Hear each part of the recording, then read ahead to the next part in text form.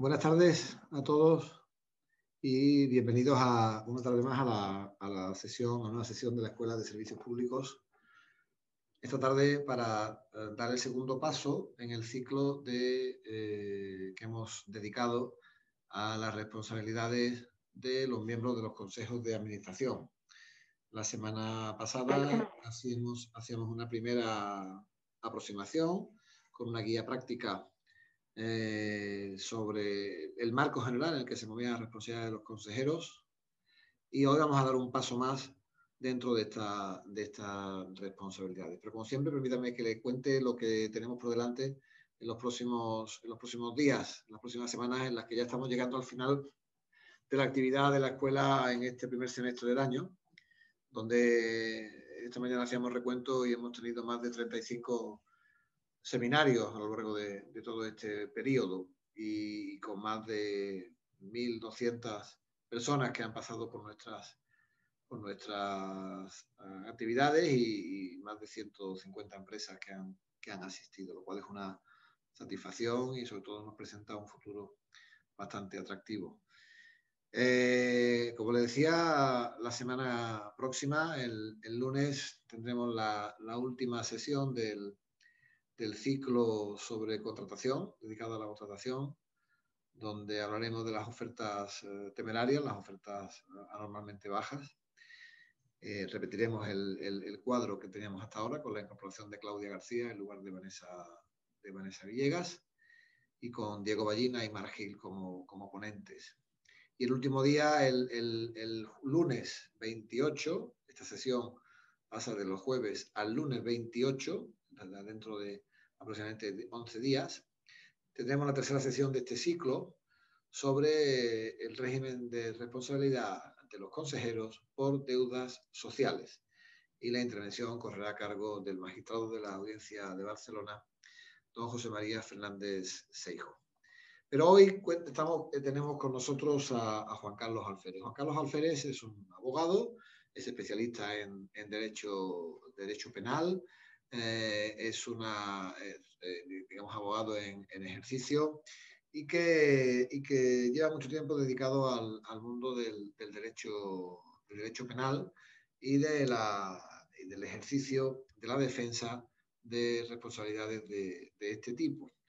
Yo le garantizo que hoy la sesión de esta tarde no va a dejar indiferente a nadie, porque aunque Juan Carlos hoy tiene su primera actuación con nosotros, pues lo conozco desde hace ya algún tiempo, tengo referencias suyas desde hace tiempo, y me consta que su intervención de hoy va a ser francamente atractiva y entretenida, ¿no? La duración durará, como siempre, en torno a los 50, 55, 60 minutos, y yo les animo a que hagan las preguntas que quieran, bien sea a través del chat de preguntas y respuestas o bien sea a través de la intervención personal, levantando la mano en la aplicación que aparece abajo en el Zoom, y le daríamos la palabra enseguida. Al final, como siempre, lanzaremos nuestra encuesta para ver un poco la valoración que han tenido para todos ustedes esta nueva sesión. Para mí es un placer, Juan Carlos, darte la bienvenida a esta escuela virtual por el momento virtual, pero que poco a poco se está consolidando y que poco a poco estamos cada vez haciendo más cosas, ¿sabes? Y todo ello gracias por un lado, a la confianza de las empresas que vienen cada tarde a sumarse a esta convocatoria, y también gracias a vuestra colaboración como profesionales que tenéis a bien dedicarnos un rato durante todas estas sesiones.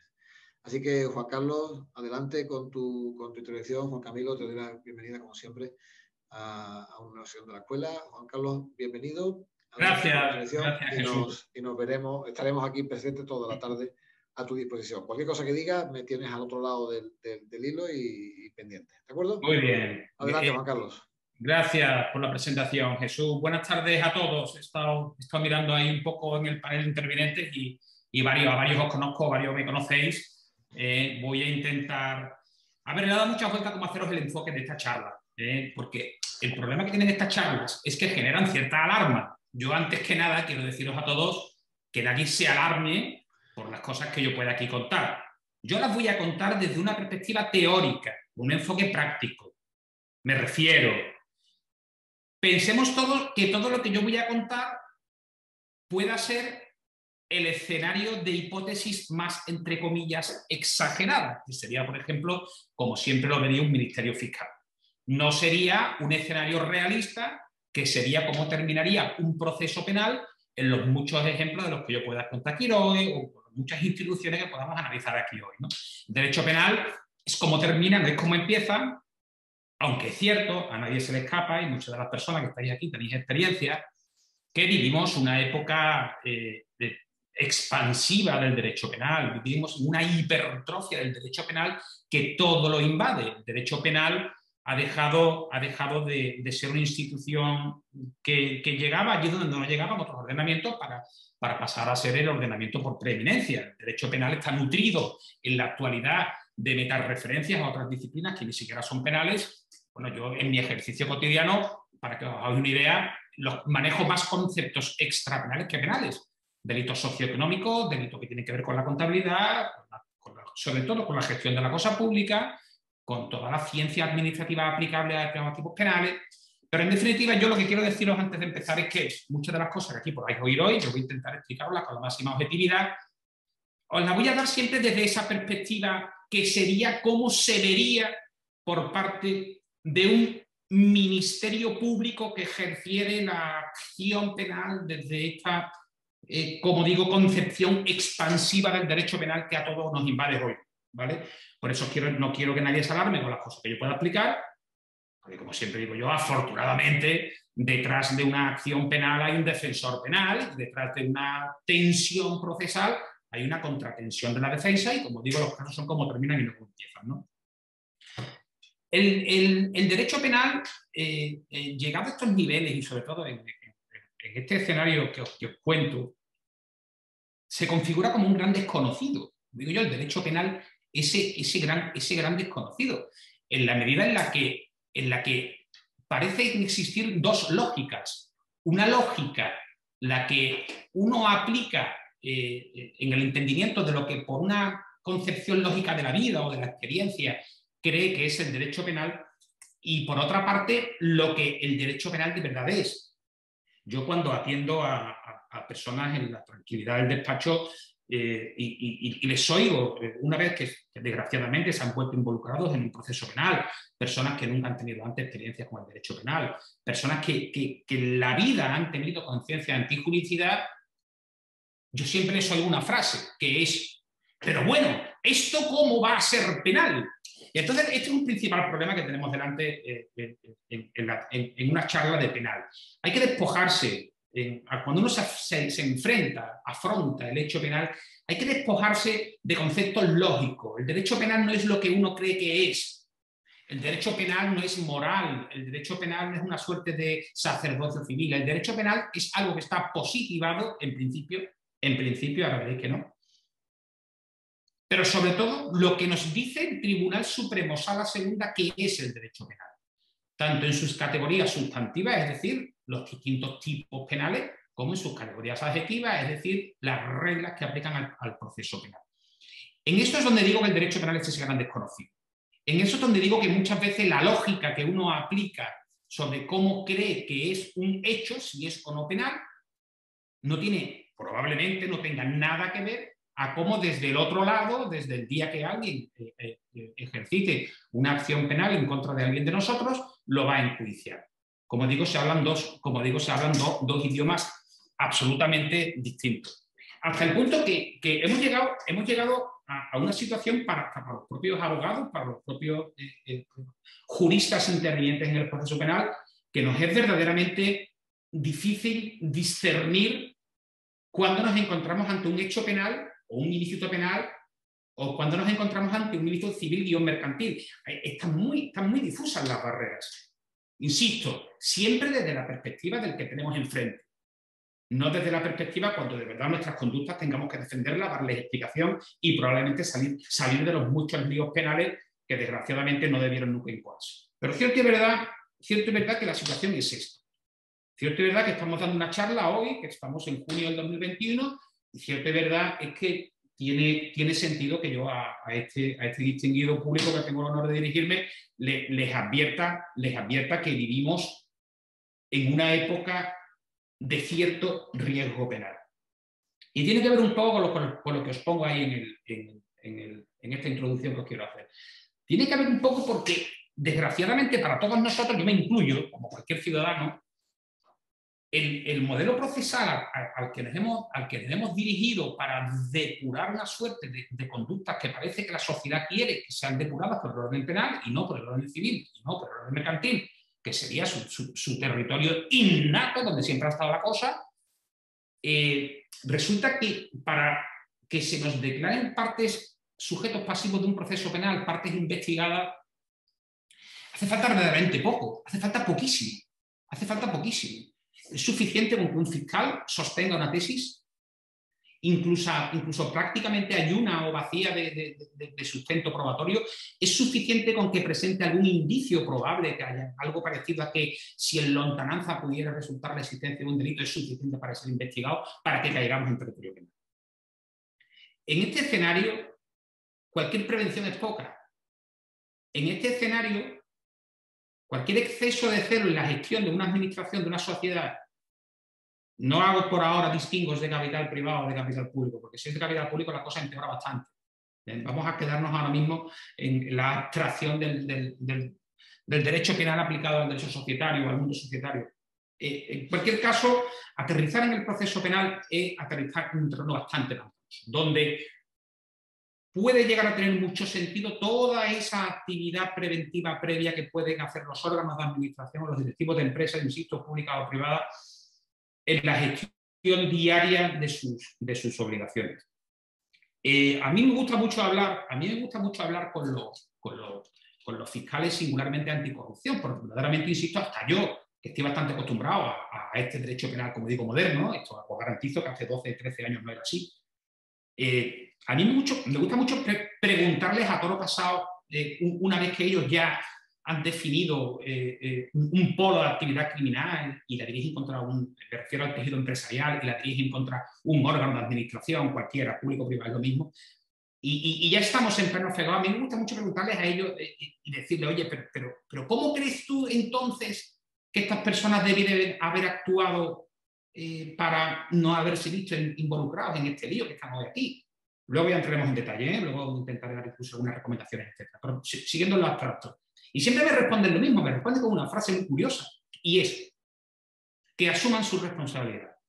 Esa es la frase que el Ministerio Fiscal, en mis charlas con ellos, siempre me enfrenta, que asuman su responsabilidad. Es decir, que cuando una persona entre en el ejercicio de una administración, de una compañía pública o privada, si es pública con más razón, que sea muy consciente los intereses que se le tienen depositados y que sean muy conscientes las situaciones de riesgo que hoy día, riesgo contra los bienes jurídicos protegidos por el derecho penal, riesgo que hoy día genera el simple hecho societario, el simple hecho económico. Claro, ¿ellos qué quieren decirnos con esto? Ellos lo que nos quieren decir es que hemos llegado a un derecho penal donde el desconocimiento no es argumento defensivo suficiente, donde el no conocí no es argumento defensivo suficiente, donde yo como me pude haber imaginado que fulano o sultano, un directivo mío, un intermedio, podía haber hecho otras cosas, igual no es argumento suficiente. Y a esto un poco va dedicado a esta charla, ¿no? Insisto, no se trata de meterme en nada, por supuesto, Dios me libre, sino un poco de situaros en esa realidad, en esa visión que se va a ver en la práctica diaria en los tribunales cuando os enfrentéis a personas que se quitan estas gafas y se ponen otras que tienen los cristales un poquito pintados, ¿eh? Y en eso vamos a intentar dar algunas claves, ¿no? En principio, como digo yo, el derecho penal, ese gran desconocido, muchas veces nos olvidamos de las categorías generales. Es decir, uno cree que cometer un delito es ser autor de un delito y ya está.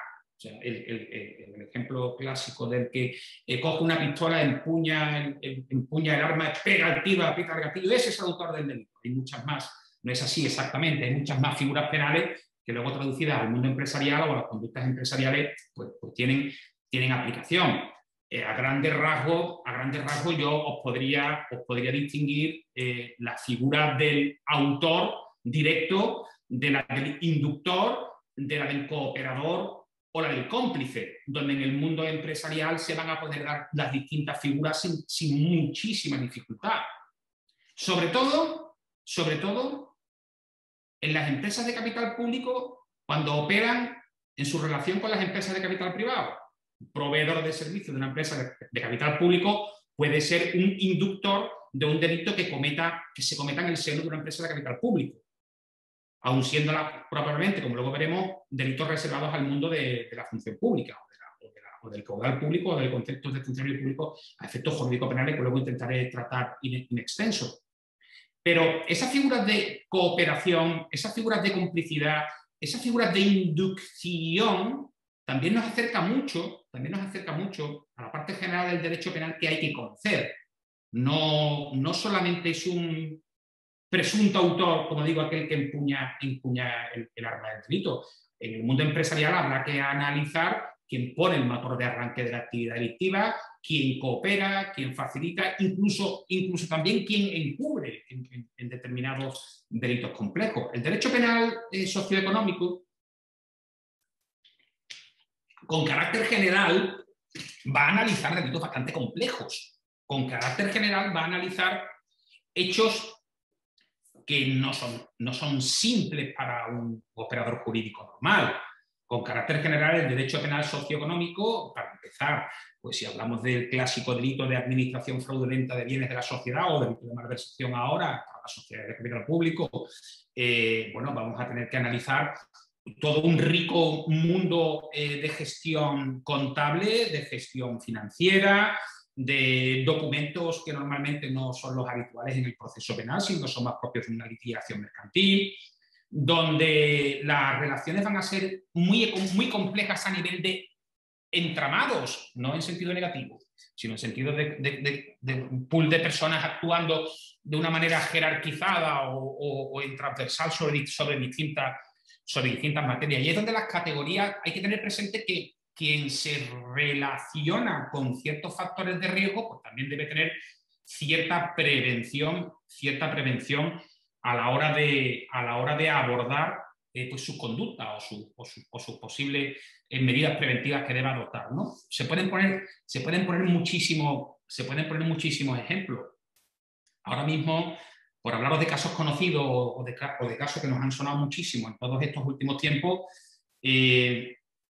ha resultado muy sorprendente ver cómo se está aplicando en casos como administrados que se relacionan con la administración en distintos procedimientos, sobre todo subvencionales, sobre todo de malversación de caudales públicos, por ejemplo, el caso famoso de los ERES o en las piezas de los ERES, donde la administración, entre comillas, con ausencia de todo procedimiento que analizaba dinero público de determinadas empresas, cuando se analiza la conducta de la empresa, no de la administración, no del que da, sino del que recibe, cuando se analiza la conducta de la sociedad que se relaciona con la administración bajo un punto de partida de que el dinero ha sido gestionado de una manera como mínimo prevaricadora y con seguridad malversadora, al que se relaciona con la administración casi se le está exigiendo un deber de conocimiento de los procedimientos de la administración. Algo que a priori todos diremos, bueno, pero yo, todos no, yo como principal abogado del asesor, claro, pero yo ¿por qué usted me tiene que hacer a mí partícipe de las carencias, de los déficits de procedimiento que mantenga una administración si yo soy una sociedad mercantil que opero en la confianza legítima de que la administración aplica bien sus proyectos? Bueno, pues te empiezan a establecer categorías, ni blanco ni negro, y te empiezan a decir cosas como, pues mire usted, pues resulta que la omisión de procedimiento es tan grosera que no había ni solicitud, y usted como operador jurídico debe saber que para obtener una subvención como mínimo debe haber una solicitud, y como mínimo usted debería haber recibido una propuesta de resolución, o como mínimo a usted le deberían haber dado pues unos plazos para poder justificar. Nada de eso ha sucedido, con lo cual usted debería haber conocido. Luego entraremos en ese detalle, ¿no? Lo digo por seguir con los conceptos penales generales. Entonces, como os digo, es un mundo que verdaderamente yo, a todos los que estéis gestionando capital ajeno, yo os recomiendo una mínima, de verdad, quizás no debería decirse con tanta claridad, pero sí que os recomiendo una mínima formación en derecho penal. No tanto, por supuesto, acudir a estos seminarios que maravillosamente organiza la escuela, sino que incluso profundicéis por vuestra cuenta. Veo que muchos de vosotros sois letrados, que profundicéis un poco por vuestra cuenta en el